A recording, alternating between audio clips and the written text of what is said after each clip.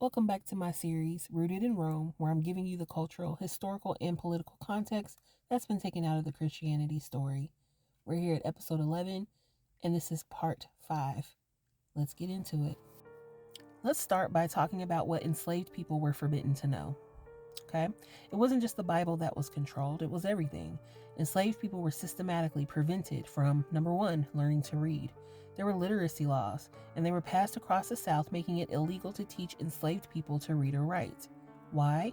Because if enslaved people could read the Bible for themselves, they would discover the Exodus story, the prophets condemning oppression, Galatians 3:28, neither slave nor free, Jesus proclaiming freedom for the prisoners, and they would see that Christianity being preached to them was incomplete and distorted.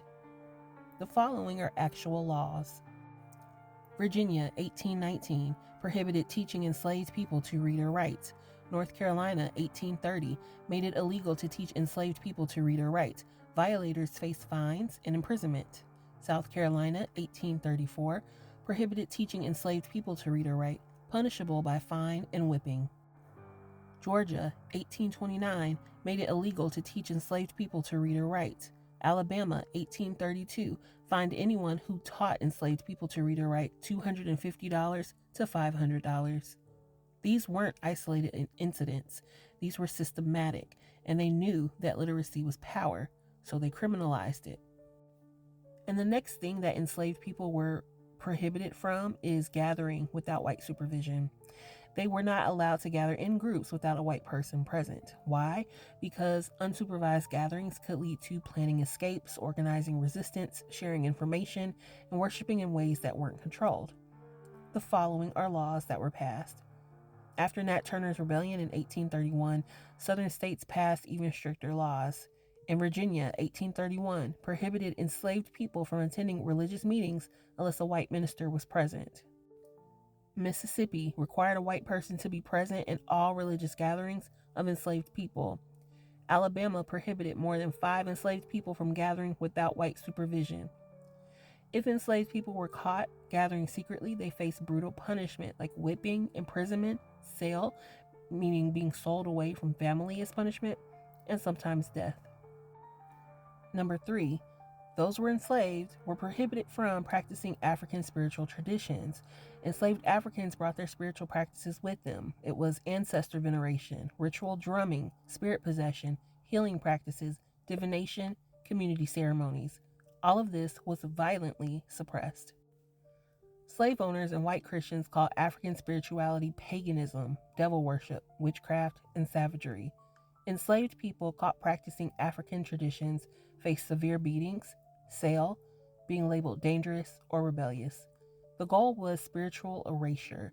You strip them of their ancestral traditions and you replace it with a Christianity designed to keep them enslaved. And number 4, those who were enslaved were prohibited from preaching without approval.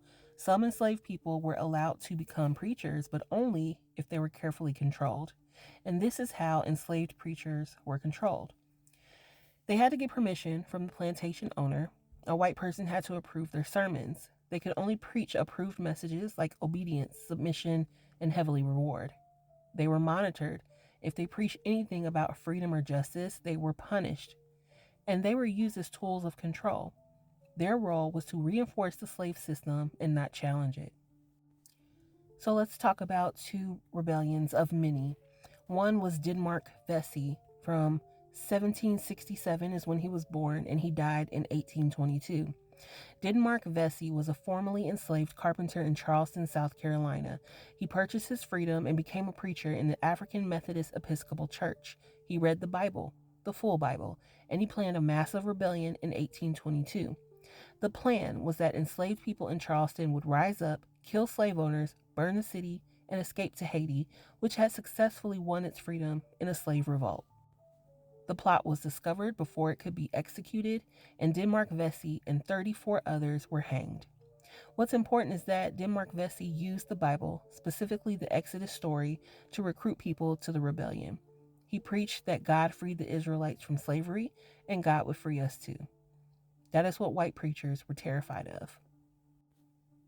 And next we have Nat Turner, who was born in 1800 and died in 1831.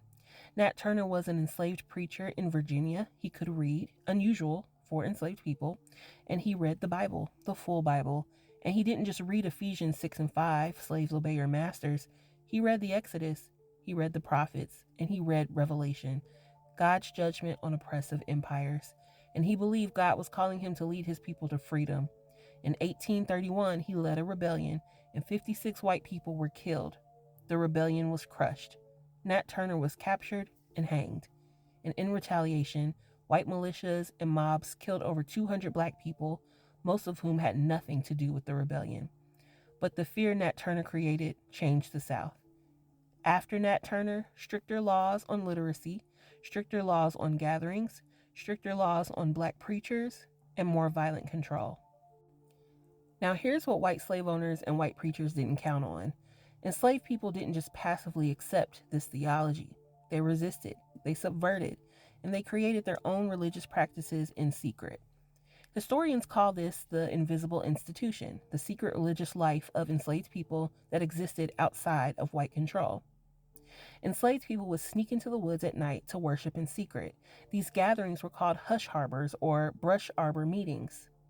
They met in the woods, away from the plantation, usually in dense forests or swamps where they couldn't be discovered. They posted lookouts. Enslaved people would stand guard to watch for white overseers or patrollers. They worshipped quietly. They would turn over pots or hang wet quilts to muffle sound so white people wouldn't hear them. They sang, prayed, and preached freely without white supervision, and they could worship any way they wanted. At these hush harbors, they sang spirituals, songs with double meanings. They prayed for freedom, not just heavenly freedom, but earthly liberation. They preached the full Bible. They practiced ring shouts, which were circular dances with African roots.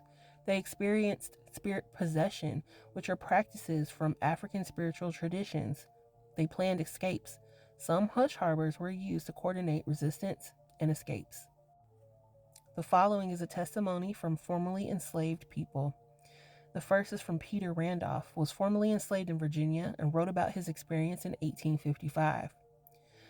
He said, "Not being allowed to hold meetings on the plantations, the slaves assemble in the swamps out of reach of the patrols.